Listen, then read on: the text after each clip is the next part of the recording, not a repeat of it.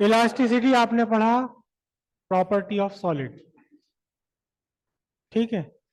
फिर उसके बाद आपने सरफेस टेंशन और विस्कोसिटी, ये हो गई आपकी property of matter in liquid state.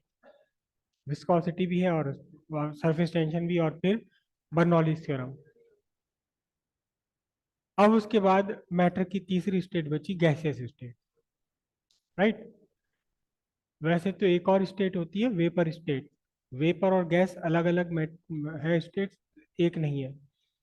Anyway फिलहाल हम गैसियस स्टेट से हम कंसिडर करेंगे। तो गैसियस स्टेट एक्चुअली किसी भी मैटर की गैसियस स्टेट है क्या चीज, है क्या? गैसियस स्टेट है क्या? सॉलिड स्टेट में मैटर के मॉलिक्यूल्स या पार्टिकल्स जो भी हैं, मॉलिक्यूल है, एटम है या आयन है, तीनों में से जो भी कंस्टिट्यूएंट पार्टिकल है, इनके बीच में इतना स्ट्रॉन्ग बाउंडेशन है कि कोई भी पार्टिकल अपनी जगह छोड़ नहीं सकता, अपनी जगह छोड़ के कहीं और जा नहीं सकता। तो ये सॉलिड स्टेट हो गई। मैटर की वो स्टेट जिसमें पार्टिकल्स के बीच का अट्रैक्शन कम है। कम है, इतना कम है कि पार्टिकल के मॉलिक्यूल्स विद इन मटेरियल अपनी जगह बदल सकते हैं, मटेरियल को छोड़ के नहीं जा सकते। तो वो हुआ लिक्विड स्टेट। और मैटर की वो स्टेट जिसमें पार्टिकल्स के बीच फोर्स है ही नहीं, या है तो बहुत बहुत बहुत कम, नेग्लिजिबल स्मॉल है। तो मटेरियल की इस स्टेट को कहते हैं गैस स्टेट, ठीक है। आइडियली गैस मॉलिक्यूल्स के बीच में कोई इंटरेक्शन है ही नहीं, ना किसी तरह का अट्रैक्शन है, ना किसी तरह का रिपल्शन है। हर मॉलिक्यूल या हर एटम अपने आप में आइसोलेटेड है, बाकियों से कोई मतलब नहीं। होना तो ऐसे ही चाहिए गैस के लिए, लेकिन एक्चुअल में ऐसा नहीं होता। थोड़ा बहुत इनके बीच में अट्रैक्शन इंटरेक्शन होता है। तो लिखते हैं हम heading gas. Gas, gas is the state of matter in which there is negligibly small force of attraction between molecules molecules, and all the molecules are free to move throughout the matter throughout the matter. That's why gases do not have definite surface and definite volume. There is large space between molecules. That's why gases are compressible to large extent. Gases के साथ आप सबने 9th class में शायद या 10th में gas laws पढ़े होंगे। बॉयस लॉ, चार्ल्स लॉ, ये सारे लॉ हैं, पढ़े जरूर होंगे आपने। अगर फिजिक्स में ना पढ़े हो तो केमिस्ट्री में पढ़े होंगे। तो कुछ लॉज हैं जो गैस के बिहेवियर को रिप्रेजेंट करते हैं। कुछ लॉज हैं जो गैस के बिहेवियर को, भाई जैसे बर्नौलीज थ्योरम है, वो एक लॉ है जो लिक्विड के बिहेवियर, स्पेशली तब का बिहेवियर जब लिक्विड मोशन में है, उस बिहेवियर को रिप्रेजेंट करता है। कौन? Bernoulli's theorem. तो ऐसे ही कुछ लॉज हैं जो गैस के बिहेवियर को रिप्रेजेंट करते हैं कि गैस कैसे बिहेव करती है। गैस के ऊपर प्रेशर बढ़ा दें तो क्या, कैसे इसका बिहेवियर होता है, इसका टेम्परेचर बढ़ा दें तो इसका बिहेवियर कैसे होता है, ठीक। तो ये गैस लॉज एक्चुअली रिलेशंस है। किसके रिलेशन से? को रिलेशन है ये, किससे? गैस के डिफरेंट फिजिकल पैरामीटर्स का। अब ये फिजिकल पैरामीटर्स क्या हो गए? गैस का टेम्परेचर, गैस का वॉल्यूम, गैस का प्रेशर, गैस की डेंसिटी, गैस की एनर्जी। जो लॉ इन सब को आपस में रिलेट करते हैं गैस का बिहेवियर बताने के लिए, गैस का बिहेवियर रिप्रेजेंट करने के लिए। इन सारे लॉस को हम क्या बोलते हैं? गैस लॉस बोलते हैं। ठीक है। इसमें से बॉयल्स लॉ सुना होगा कहीं ना कहीं आपने जरूर, या नहीं सुना अब तक? नाम नहीं सुना है Boyle's law? Boyle's law, Charles law, ये नाम नहीं सुने कभी भी?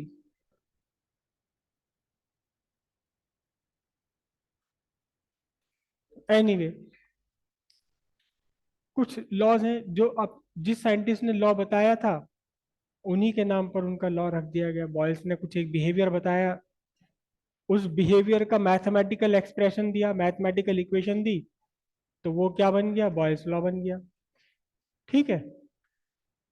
अब ये सारे बहुत सारे लॉज हैं गैस के।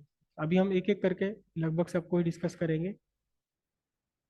तो होता क्या है कि गैस, कोई भी गैस उन्हीं लॉज को फॉलो नहीं करती जो लॉज गैस के लिए बनाए गए हैं, जो गैस के बिहेवियर को ऑब्जर्व करके बनाए गए हैं।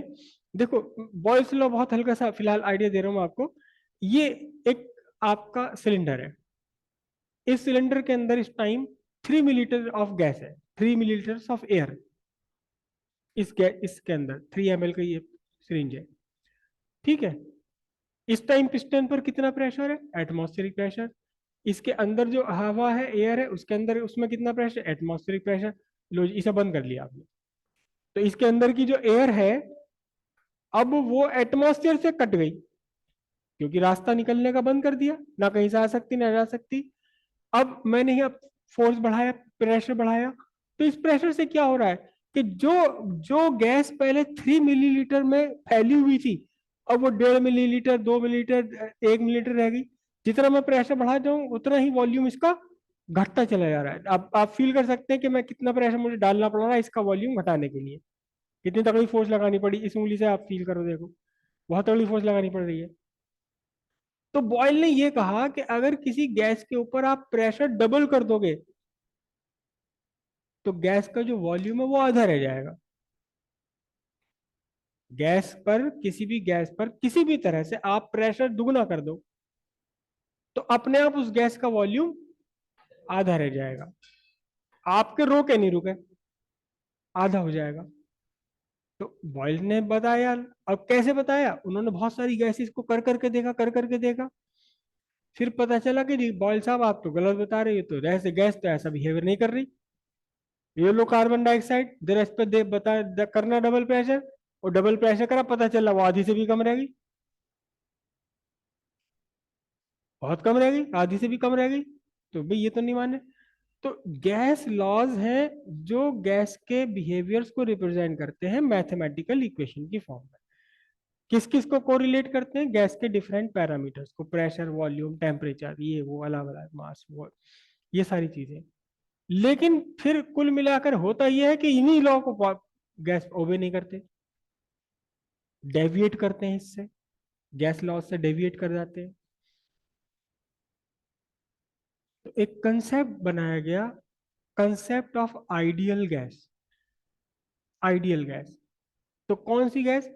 ये एक इमेजिनरी हाइपोथेटिकल गैस है, प्रैक्टिकली ऐसी कोई गैस नहीं है, लेकिन फिर भी एक ऐसी हाइपोथेटिकल गैस जो हर कंडीशन में, टेम्परेचर, प्रेशर की या कोई भी कंडीशन है, हर तरह से वो, हाँ जी ठीक है, बिल्कुल ठीक है, हर तरह के, हर गैस लॉ को पूरी तरह से परफेक्टली ओबे करे, उसे हम क्या कहेंगे? Ideal gas. अब जब ये गैस है ही नहीं तो फिर क्या मतलब है भाई आइडियल गैस के फॉर्मूले वार्मूले बनाने का? जब ऐसी कोई गैस है ही नहीं, जब आइडियल गैस कोई है ही नहीं दुनिया में, पूरे यूनिवर्स में, तो फिर आइडियल गैस के फॉर्मूले क्यों बना रहे हो? है नहीं, दिमाग खराबी की बात है, फालतू की बात है, उल्टी उल्टी चीज है। अच्छा, एक नहीं, दोषियों लग गए इस काम में। हाँ, बहुत सारे लोग हैं और सब लग गए इसी काम में। अब भैया आइडियल गैस तो है ही नहीं कोई, फिर तुम इसके लिए लॉ क्यों बना रहे हो? देखिए ध्यान से, कि एक बार आइडियल गैस के लिए, एक बार आइडियल कंडीशंस के लिए आपने कोई लॉ डिसाइड कर लिए, तो अब हर गैस का अलग अलग बिहेवियर स्टडी करने की रिक्वायरमेंट नहीं पड़ेगी। क्या देखना बस आपको, आपने तो ये देखना है कि आइडियल बिहेवियर से हाइड्रोजन कितना हटकर है, कितना डेविएशन है इसमें। आइडियल बिहेवियर से ऑक्सीजन कितनी अलग हट करके जा रही है, आइडियल गैस के बिहेवियर से कार्बन डाइऑक्साइड कितना डेविएट कर रही है। हर गैस के लिए अलग लॉ बनाने की जरूरत नहीं पड़ेगी आपको। आपने एक यूनिवर्सली एक गैस कंसेप्ट बना लिया कि आइडियल गैस है, आइडियल गैस के लिए आपने इक्वेशंस लॉज बना लिए। अब तो बस आपको ये देखना है कि कौन सी गैस इस आइडियल बिहेवियर से कितना हट रही है, कितना हट करे, कितना इससे डेविएट कर रही है। तो एक साथ सबकी स्टडी हो गई। क्लियर है बात है? तो अब हेडिंग डालते हैं आइडियल गैस। ये नहीं, पहले लिखिए gas laws. Gas laws, the laws that correlate, laws that correlate thermodynamic variables like pressure, volume, temperature, etc. of gas to represent behavior of gas are called gas laws. Next and डालिए concept of ideal gas और perfect gas. Hypothetical gas और imaginary gas which perfectly obey all the gas laws in all the conditions of pressure and temperature is called ideal gas or perfect gas। लिखिए practically, practically इसी में लिखिए यहाँ practically gases difficult to liquefy, bracket में लिखिए like hydrogen, nitrogen, helium, bracket close, behave behave nearly ideal gas, behave nearly ideal gas at high temperature and low pressure। अब ideal gas की परिकल्पना कर ली, कौन सी गैस होनी चाहिए, एक कंसेप्ट बना लिया आइडियल गैस का। कंसेप्ट नहीं समझते, मैंने हिंदी में बोल दिया परिकल्पना, और क्या, कि ये गैस ऐसी गैस है जो हर तरह से हर कंडीशन में गैसेस सारे गैस लॉज को फॉलो करती है। ठीक है, तो अब ये गैस क्या होगी, क्या प्रॉपर्टीज इस गैस की होंगी, उन प्रॉपर्टीज को हम लिखेंगे। हालांकि जितनी भी ये प्रॉपर्टीज हैं ये आइडियल गैस में नहीं मिलेगी, लेकिन फिर भी वही बात है कि हमें आइडियल गैस की एक एक गैस की स्टडी करने की जरूरत नहीं पड़ेगी। एक बार हम क्या कर लेंगे, आइडियल गैस की स्टडी कर लेंगे और फिर हम ये देखेंगे कि हाइड्रोजन इससे कितना डेविएट कर रही है, कितना डिफरेंस है हाइड्रोजन में या ऑक्सीजन में कितना डिफरेंस है। ठीक है, तो लिखते हैं next heading kinetic theory of ideal gas. Kinetic theory of ideal gas. First इसकी फर्स्ट कंसेप्ट, इस कंसेप्ट में फर्स्ट पॉइंट क्या है, आइडियल गैस समझ लो पहले। Ideal gas consist of molecules. Ideal gas किससे मिलकर के बनी हुई, मॉलिक्यूल से मिलकर के बनी हुई है। देखिए जो आपकी नोबल गैसेज हैं, नोबल गैस समझते हो, कौन सा वाला ग्रुप, हीलियम ग्रुप, है ना। जो नोबल गैसेज हैं इनका स्ट्रक्चर मॉलिक्यूलर नहीं है, क्योंकि इनका तो ऑलरेडी सेटिस्फाइड है पूरा का पूरा इलेक्ट्रॉनिक कॉन्फ़िगरेशन, क्यों करें दूसरे के साथ में ये, क्यों किसी दूसरे के साथ में कॉम्बिनेशन बनाए। लेकिन फिर भी हम कहेंगे कि मॉलिक्यूल ही है ये भी, लेकिन ऐसा मॉलिक्यूल है, हीलियम का मॉलिक्यूल कैसा मॉलिक्यूल है, मोनो एटॉमिक। कार्बन डाइऑक्साइड का मॉलिक्यूल कैसा मॉलिक्यूल है, ट्राई एटॉमिक, जिसमें कि 3 एटम्स है। हीलियम का, नियॉन का, इनका मॉलिक्यूल कैसा है, मोनो एटॉमिक कहा ही जाएगा उसको भी मॉलिक्यूल। तो आइडियल गैस का पहला कंसेप्ट क्या है कि it consist of molecules, atoms की बात नहीं कहेंगे आप, इट कंसिस्ट ऑफ मॉलिक्यूल्स। ठीक है, लिखिए number one, it consist of small particles called molecules, these molecules are perfectly spherical and perfectly rigid। अच्छा, अब गैस है, गैस के मॉलिक्यूल्स चलते फिरते रहते हैं, ठीक है, कभी एक जगह रुकते नहीं है, और जब ये चलते फिरते रहते हैं तो आपस में टकराते भी हैं। उस टकराने को, आपस में टकराने को हम फिजिक्स में क्या कहते हैं? कोलिजन। कोलिजन दो तरह के होते हैं, इलास्टिक और इलास्टिक। तो परफेक्ट गैस की कंसेप्ट में क्या है कि मॉलिक्यूल्स के बीच का जो कोलिजन है, दो मॉलिक्यूल्स के बीच का कोलिजन, या मॉलिक्यूल का उस कंटेनर की दीवार से कोलिजन जिस कंटेनर के अंदर गैस बंद है। याद रखिएगा एटमॉस्फेयर खुला हुआ है, लेकिन बाकी कोई भी गैस हो तो आपको किसी कंटेनर में रखना पड़ेगा, तो इसका वॉल्यूम नहीं है, अपना कोई वॉल्यूम नहीं है, अपना कोई सरफेस नहीं है। तो collision between gas molecules is perfectly elastic. फिर इसी में हम आगे एक्सटेंड कर देंगे कि मॉलिक्यूल्स का, गैस मॉलिक्यूल्स का उस कंटेनर की वॉल्स के साथ में कोलिजन भी कैसा है? इलास्टिक है। लेकिन गैस के बारे में हम बात कर रहे हैं तो हम अभी सिर्फ क्या, किस पे क्या लिखेंगे? गैस के लिए लिखिए, collision between gas molecules is perfectly elastic. अब नेक्स्ट कंसेप्ट क्या है इसका? अब इसे बहुत ध्यान से समझना, क्योंकि ये एक मेजर डिफरेंस है आइडियल गैस और रियल गैस के बीच में। आइडियल गैस और रियल गैस के बीच में क्या? आइडियल गैस के मॉलिक्यूल्स इतने छोटे हैं, इतने छोटे हैं कि volume occupied by the molecule is zero. समझना बात को। गैस किससे मिलकर के बनी हुई है? मॉलिक्यूल से। लेकिन अगर इन सारे गैस के मॉलिक्यूल्स को आप इकट्ठा कर दो एक जगह, जैसे कि ये गैस है आपकी, एक कंटेनर के अंदर गैस बंद है आपके, ठीक है, और ये गैस के मॉलिक्यूल्स हैं, ठीक है, गैस के मॉलिक्यूल्स हैं, इनके बीच में काफी बड़ा स्पेस है, लेकिन है तो सही मॉलिक्यूल्स ही, ये गैस मॉलिक्यूल्स हैं। अगर आप इन गैस मॉलिक्यूल्स को एक जगह इकट्ठा कर दें, कहाँ इकट्ठा कर दें? एक कोने में इकट्ठा कर दें, यहां, यहां, तो अब जो गैस मॉलिक्यूल्स ने वॉल्यूम ऑक्यूपाई किया, जगह घेरी, ये वॉल्यूम, ये वॉल्यूम कौन सा volume? Occupied by gas molecules is zero. हालांकि जीरो नहीं हो सकता क्योंकि कुछ तो मॉलिक्यूल हो गई।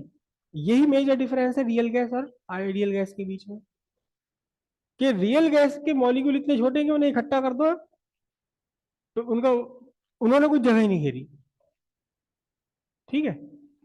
कुछ ऐसा समझ लीजिए कि इस हॉल में अभी आप सब बैठे हुए हैं, 70 बच्चे, ठीक है, तो आप सबने इस हॉल में कुछ स्पेस ऑक्यूपाई कर लिया।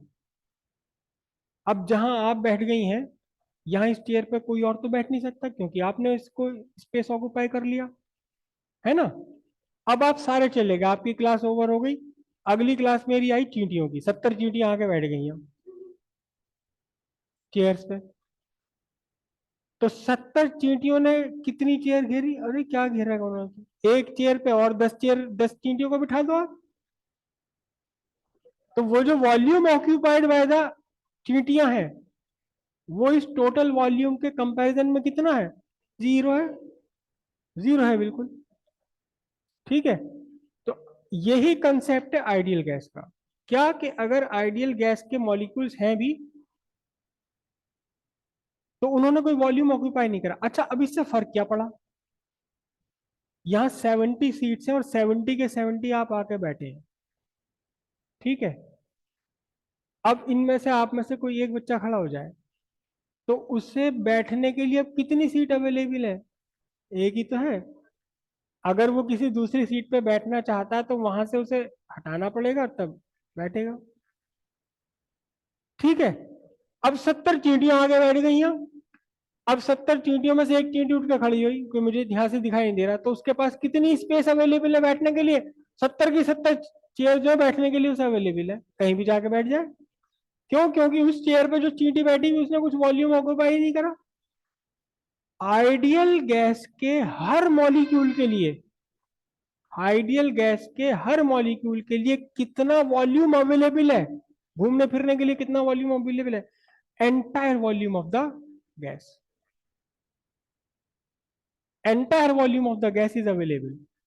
क्यों? क्योंकि बाकी मॉलिक्यूल्स ने तो कुछ भी स्पेस घेरे नहीं।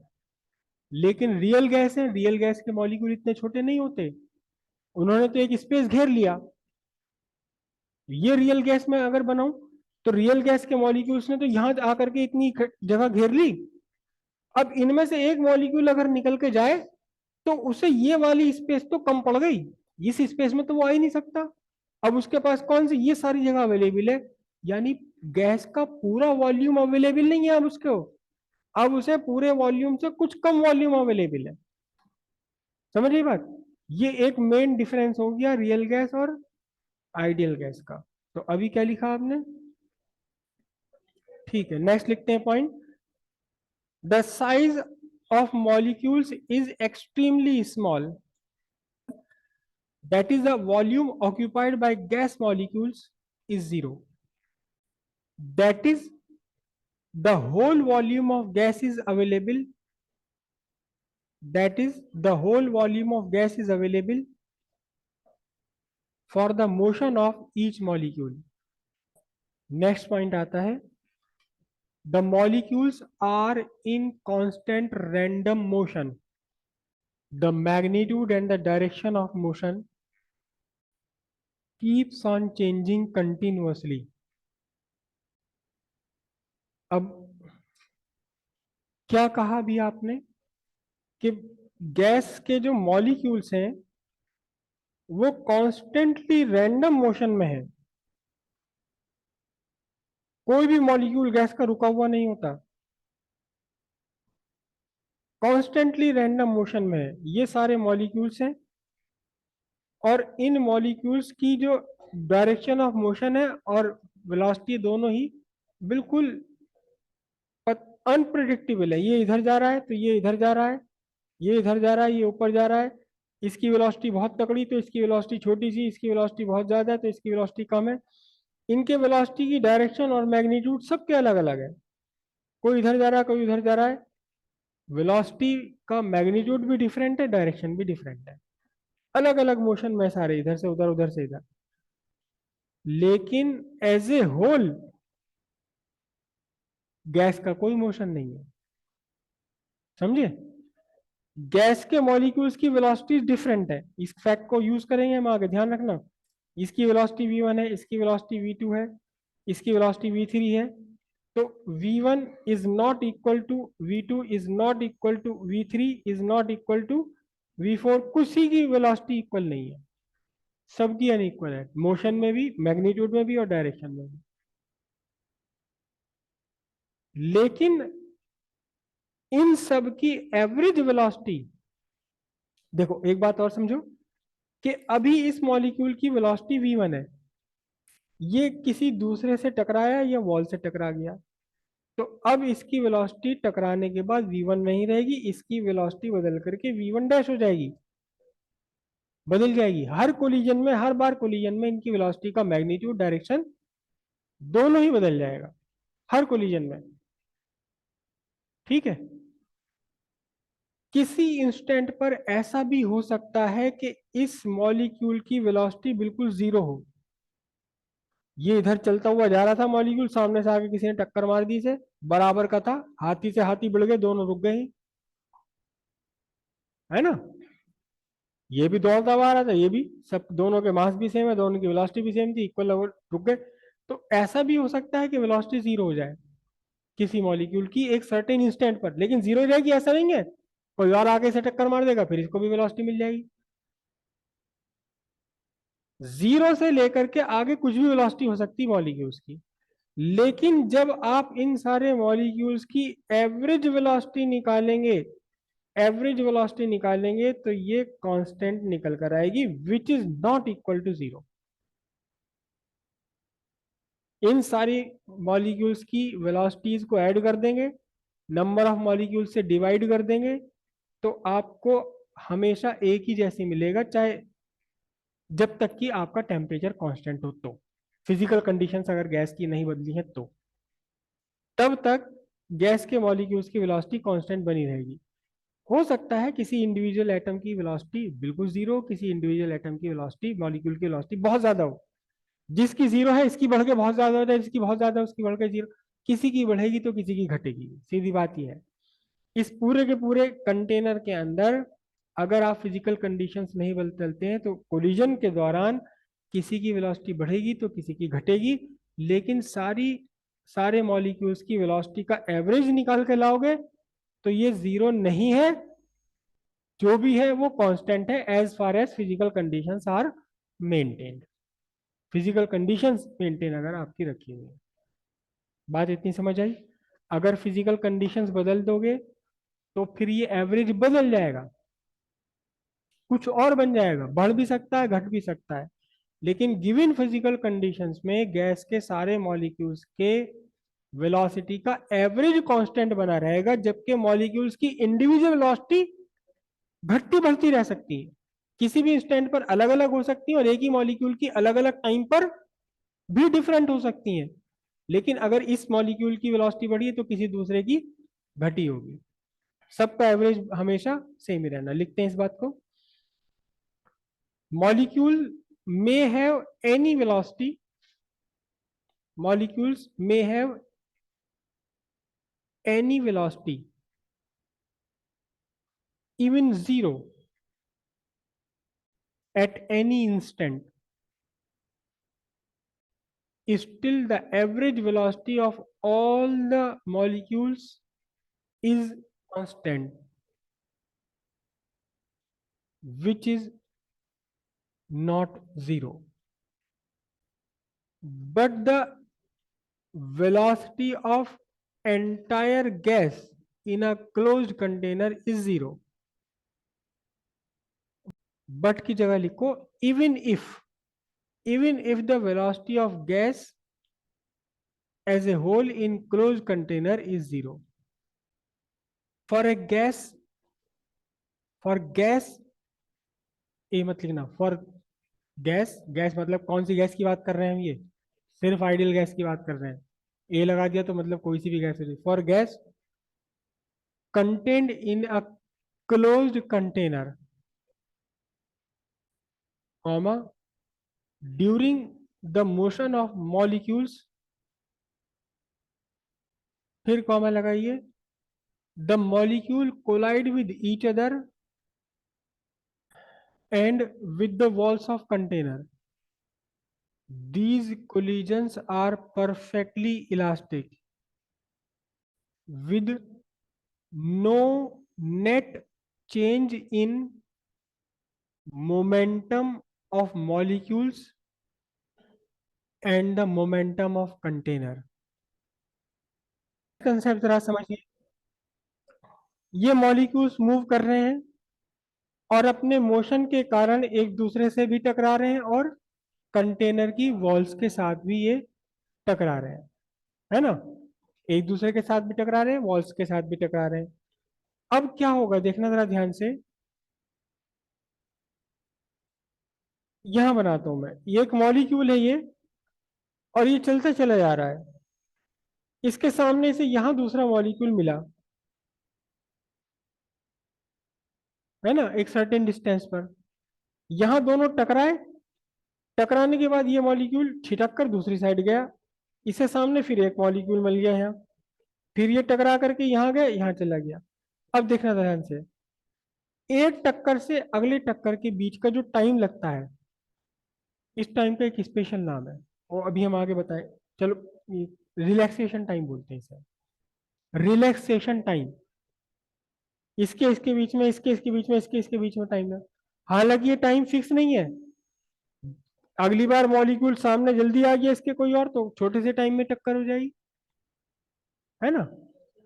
तो एक तो टाइम है एक टक्कर से दूसरे कोलिजन के बीच में लगने वाला टाइम, रिलैक्सेशन टाइम। और दूसरा टाइम है वो जितने टाइम के लिए ये दोनों आपस में इंटरेक्शन में रहे, यानी कोलिजन में रहे। समझिए बात। एक तो टाइम हो गया ये यहां से यहां यहां टकराया, टकरा के चला, और ये एक कोलिजन से अगले कोलिजन तक का। और दूसरा टाइम वो टाइम जितने टाइम तक ये कोलिजन में रहे, यानी टक्कर में रहे। ये जो कोलिजन में रहने वाला टाइम है ये नेग्लिजिबली स्मॉल है। किस टाइम के रेस्पेक्ट में? एक कोलिजन से दूसरे कोलिजन के बीच, यानी रिलैक्सेशन टाइम के रेस्पेक्ट में। टाइम ऑफ कांटेक्ट जो है इनका, जितनी टाइम तक ये कांटेक्ट में रहे, एक्चुअली कांटेक्ट में नहीं होते लेकिन फिर भी हम उसे कांटेक्ट नहीं बोलते, जितने टाइम ये एक दूसरे के साथ कांटेक्ट में रहे, ये time of contact is negligibly small as compare to time taken between two successive collisions. ठीक है, लिखिए। Collision between two molecules and the molecule with the walls. Collision between two molecules and molecule with the wall of container is instantaneous. The time of contact is negligible as compared to the time of travel between two collisions. अब एक और concept क्या, ये gas के molecules हैं और इनका जो मास है, छोटे मॉलिक्यूल्स है, इनका जो मास है ये बहुत छोटा है, नेग्लिजिबल तो नहीं, बहुत छोटा, थोड़ा छोटा छोटा सा ही मास है।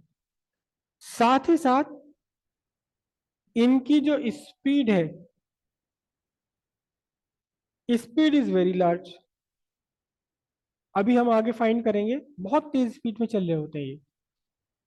ठीक है, मास छोटा है और इनके जो मोशन है वो बहुत फास्ट है, इसलिए गैस के मॉलिक्यूल्स का डिस्ट्रीब्यूशन यूनिफॉर्म है थ्रू आउट द गैस। अब इसका मतलब क्या हुआ, इसका उल्टा समझो पहले, इसका पहले उल्टा समझिए कि गैस मॉलिक्यूल्स के डिस्ट्रीब्यूशन का इवन ना होना, यूनिफॉर्म डिस्ट्रीब्यूशन ना होने से क्या मतलब है?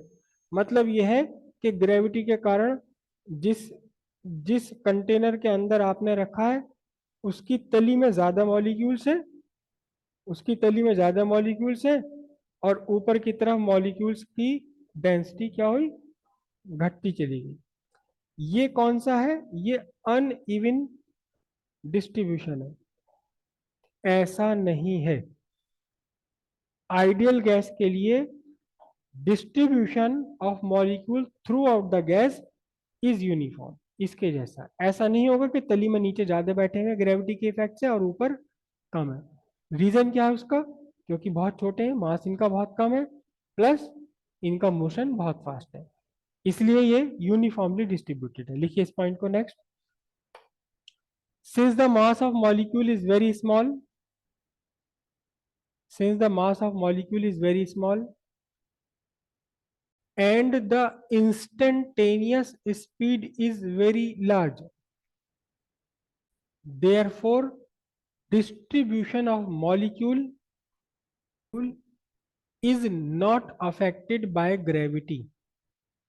That's why the density of gas is uniform throughout the gas. Molecule collide कर रहे हैं लगातार, एक कोलिजन से दूसरे कोलिजन के बीच का जो रास्ता है ये आपका स्ट्रेट लाइन पाथ है। मतलब मॉलिक्यूल अपने आप से नहीं घूम सकता रास्ते पे, जब कोलिजन होगा तब ही इसकी डायरेक्शन ऑफ मोशन चेंज होगा। एक कोलिजन से अगले कोलिजन तक कैसे मूव करेगा? सीधे स्ट्रेट लाइन पर मूव करेगा। अब ये जो स्ट्रेट लाइन पाथ है ये छोटा बड़ा हो सकता है अलग अलग मॉलिक्यूल्स के लिए, कि इसके सामने ये जल्दी आ जाए तो छोटा रास्ता, अब छोटा सा रास्ता होगा, कोलिजन हो जाएगा। इसके सामने ये ना है बहुत दूर तक भी, तो लंबा रास्ते के बाद में कोलिजन होगा। किसी एक मॉलिक्यूल के लिए ही डिफरेंट हो सकता है कि अभी तो ये जल्दी टकरा गया, फिर देर में टकराया, फिर किसी जल्दी टकरा गया, फिर अलग अलग मॉलिक्यूल्स के लिए भी ये length of the path different है, और किसी एक मॉलिक्यूल के लिए भी ये डिफरेंट होगी। डिपेंड करता है कोलिजन से कोलिजन में। क्लियर है बात ये? और इन कोलिजन्स के बीच लगने वाले जो टाइम है वो भी डिफरेंट होगा। जब लंबा रास्ता तय करना पड़ेगा तो ज्यादा टाइम लगेगा। कभी ऐसा भी हो सकता है कि पाथ बहुत लंबा है लेकिन पीछे से चार पांच ने इसको कोलिजन मार दिया, टक्कर मार दी, तो इसकी स्पीड बढ़ गई, तो लेंथ ऑफ पाथ भी डिफरेंट होगा। और टू सक्सेसिव कोलिजन्स के बीच का जो टाइम इंटरवल है वो भी हर मॉलिक्यूल के लिए डिफरेंट होगा, किसी एक मॉलिक्यूल के लिए भी वो बदलता चला जाएगा। लेकिन जब आप एक एवरेज टाइम निकाल करके लाएंगे तो वो सबके लिए सेम आएगा। ठीक है, लिखिए ऐसे पॉइंट को। Between two successive collisions molecules move on a straight line path. The distance covered and the time taken between two successive collisions may be different for same molecule or different molecules.